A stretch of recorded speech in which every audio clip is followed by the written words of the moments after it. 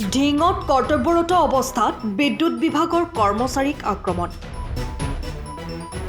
সন্দেহযুক্ত বঙালী ফেডাৰেশ্যনৰ নিলম্বিত সদস্যই আক্ৰমণ কৰিলে ওপৰ ডুমডুমিয়াৰ বিদ্যুৎ বিভাগৰ কৰ্মচাৰী। বঙালী ফেডাৰেশ্যনৰ সদস্য পদৰ পৰা নিলম্বিত হোৱা সৌৰভ দাস ওৰফে কালু আৰু কালুৰ ভাতৃ সুধন দাসে শুকুৰবাৰে সন্ধিয়া কৰ্তব্যৰত অৱস্থাত বিদ্যুৎ বিভাগৰ কৰ্মচাৰী দুদুল নাথক আক্ৰমণ কৰে। দুদুল কুমাৰ নাথৰ পৰিয়ালৰ এগৰাকী মহিলাক দীৰ্ঘদিন ধৰি শাৰীৰিক আৰু মানসিকভাৱে অত্যাচাৰ চলাই আহিছিল লম্পট সুধন দাসে। আৰু সেই সন্দৰ্ভত দুদুল নাথে যোৱাকালি সন্ধিয়া লম্পট সুধন দাসক ভৱিষ্যতে এনে কৰ্ম নকৰিবলৈ সাৱধান কৰি দিছিল।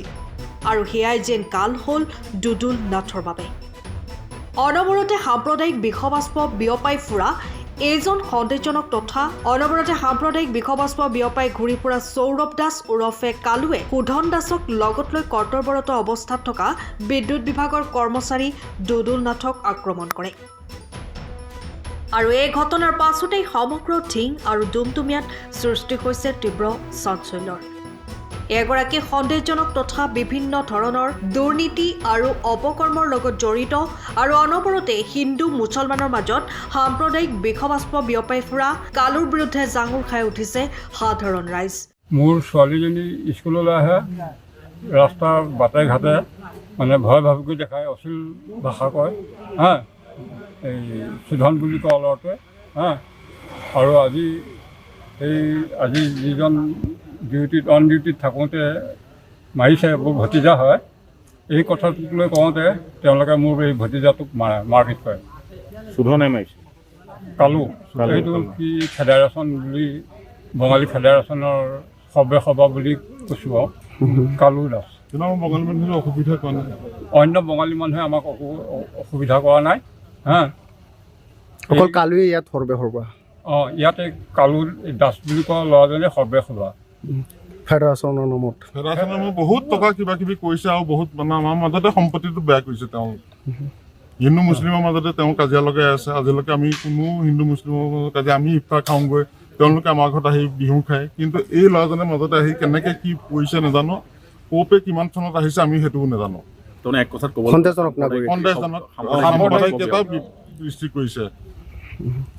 আৰু তেওঁ প্ৰতিলিপিটো আপোনালোকে সাংবাদিক হিচাপে আপোনালোকে গ্ৰহণ কৰকচোন, ক'ত কেনেকৈ আহিল। তেওঁ আজিলৈকে তেওঁ কোনো ঘৰত কাৰো লগত কাজিয়া লগা নাই, তেওঁ কোনোদিন কাৰোকো কোনো বেয়া কথা কোৱা নাছিল। কিন্তু আজি তেওঁক এটেক কৰিলে, তেওঁ এই বঙালী সম্প্ৰদায় বুলি নাম লৈ, কিন্তু বঙালী মানুহ কোনেও যোৱা নাই। ইয়াত কালু আৰু এই সুধন বুলি কোৱা দুজন ল'ৰাই কৰিছে।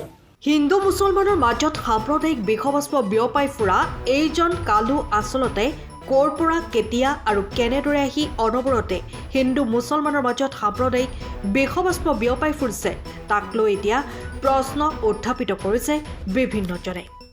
মুছলমানসকলৰ পবিত্ৰ ৰমজান মাহৰ ইফতাৰক লৈও সামাজিক মাধ্যমত সাম্প্ৰদায়িক বিষবাষ্প বিয়পাই ফুৰাৰ গুৰুতৰ অভিযোগ আছে কালুৰ বিৰুদ্ধে। নিজকে বঙালীৰ সৰ্বা বুলি পৰিচয় দি দীৰ্ঘদিন ধৰি ডুমডুমিয়াৰ সাধাৰণ ৰাইজক বিভিন্ন ধৰণৰ হাৰাশাস্তি কৰি অহাৰো গুৰুতৰ অভিযোগ এইজন কালুৰ বিৰুদ্ধে। বঙালী সংগঠনৰ নিলম্বিত সদস্য কালুৰ বিৰুদ্ধে চৰকাৰ, আৰক্ষী প্ৰশাসন আৰু মুখ্যমন্ত্ৰীয়ে যাতে কঠোৰ ব্যৱস্থা গ্ৰহণ কৰে তাৰ বাবে দাবী জনাইছে ডুমডুমিয়াৰ ৰাইজে।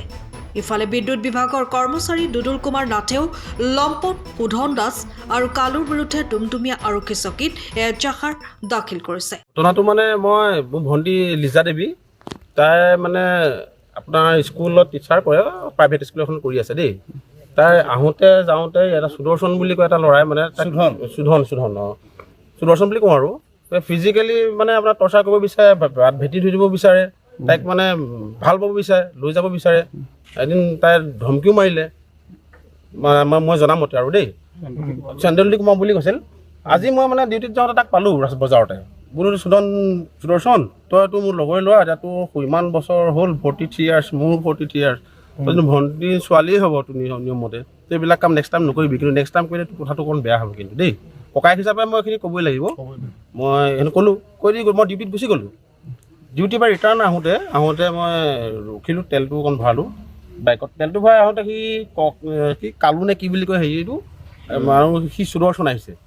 আহি পেলাই মোক ধৰি মানে একদম কাক দম দিলে অমুক দম দিলে বুলি কৈ মানে মোক ফিজিকেলি একদম ঠেলা কৰা টৰ্চাৰ কৰিছে। আপুনি মাৰপিট কৰিছে? হয়, গোটেই মাৰিছে, ইয়াতে মাৰিছে, হেৰি কৰিছে। সেইখিনি টাইমত আপুনি কৰ্তব্যৰত অৱস্থাত আছে? মই অন ডিউটিত আছিলোঁ। এইফালে মই ৰেভিনিউ কালেকশ্যন কৰি আহিছোঁ। আপোনাৰ মাহৰ লাষ্ট সেইটো আমি যাব লাগে ৰেভিনিউ কালেকশ্যনৰ কাৰণে, কালে বিলবিলাক সংগ্ৰহ কৰিব লাগে। এই আহেতৰ ৰাস্তাতে মোক ধৰি পেলাই এনেকুৱা কৰিছে। এতিয়া আপুনি এজাহাৰ দাখিল কৰিছে? এজাহাৰ মই দাখিল কৰিছোঁ। কাৰ বিৰুদ্ধে? আপোনাৰ কালু আৰু কি সুদৰ্শন দাস। ইয়াত কোনোবা কিবা সংগঠনৰ কিবা নেতা নেকি? কিবা মই এখন নেতা বুলি গম নাপাওঁ। সেই কালু বুলি এইটোকে পোৱালি পাই মই লেংটা বছৰ চিনি পাওঁ। সি যে কিবা সংগঠনৰ নেতা নে কি হয় মই একো গম নাপাওঁ। বঙালী লিবাৰেশ্যনৰ এইটো কিবা বঙালী ফেডাৰেশ্যনৰ কিবা কিবি হয় বুলি, কিন্তু মই নাজানো। ইয়াত আহিহে গম পাইছোঁ যে সি এটা সংগঠনৰ কিবা মেইন ছেক্ৰেটাৰী। আমাৰ ইয়াত যিখিনি বঙালী মানুহ আছে আজিলৈকে কোনো তেওঁলোকৰ নেতা বুলি কোৱা নাই। আৰু ইণ্টাৰনেলি গম পোৱা মতে কি হৈছে, সি মানে আমি চাওক হিন্দু মুছলিম যিখিনি আমি একত্ৰিত হৈ থাকোঁ বা মিলি জুলি আছোঁ, আমি গোটেইখিনি যায় কিমান ধুনীয়াকৈ থাকোঁ। সি মানে এটা শুনা মতে সি মানে একদম বিষাক্ত কিবা মানে সাম্প্ৰদায়িক সৃষ্টি হেৰি কৰিছে আৰু বুজিছে। তাৰ কাৰণে হয়তো আমাৰ ভাতৃত্ববোধটো অকণমান আজিকালি কমিব লগা হৈছে। আজিৰ ক্ষেত্ৰত আজি বহুত মাইনৰিটি মানুহে আমাক বেয়া পাইছে তাৰ কাৰণে, আৰু সেইকাৰণে আপোনালোককো কৈছোঁ তেওঁ কি ফেডাৰেশ্যনৰ হয় আপোনালোকে অকণমান। বঙালী লিবাৰেশ্যন ফাউণ্ডেশ্যনৰ নামত কোনোবাই এজন মানুহে বহুত দাম্ভিক চলাই আছে, আৰু যিজনে দাম্ভিক চলাই আছে সেইজনী হ'ল কালু। আৰু আমাৰ ইয়াত যিখিনি দাম্ভিক চলাই আছে তেওঁ কোনো মানে কিমান চনত আহিছিলে মই জনামতে 1969 চনৰ আগতে আহিছিলে। সিহঁতে আহি পেলাই ইয়াত আধিপত্য চলোৱাৰ পাছত আমাৰ ইয়াত বহুত দাম্ভিকতাৰে কাম কৰিছে। অনুৰোধ কৰিছোঁ এই দাম্ভিকতাটো আমাৰ অসম চৰকাৰৰ মাননীয় মুখ্যমন্ত্ৰী হিমন্ত বিশ্ব শৰ্মা ডাঙৰীয়াই এই দাম্ভিকতাটো লৈ পেলাই মোৰ দাদাৰে এজনী ছোৱালীক ব্লেকমেইল কৰি, মানে মোৰ দাদাৰ ছোৱালীজনীক ব্লেকমেইল কৰি পেলাই সিহঁতে, আৰু যিটো ল'ৰাই ব্লেকমেইল কৰিছে সি অলৰেডি এবাৰ বিবাহিত ল'ৰা, আৰু সি নপুংসক হিচাপে মই জানো। জনাৰ পাছত সেই ল'ৰাটোৱে এইখিনি কৰাৰ পাছত কিবা এটা ব্লেকমেইল কৰি মোৰ দাদাৰ ছোৱালীজনী বিয়া হোৱাৰ ক্ষেত্ৰত সকলো জেগাতে অপপ্ৰচাৰ চলোৱাৰ কাৰণে মই পুলিচৰ বা অসমৰ মাননীয় মুখ্যমন্ত্ৰী ডাঙৰীয়ালৈ অনুৰোধ কৰিছোঁ যে শীঘ্ৰেই এইটো বিচাৰ কৰক। ঢিঙৰ পৰা bureau report, time of south. সময়ৰ খবৰ সময়ত পাবলৈ ফ'ল' কৰক টাইম অফ চাউথ।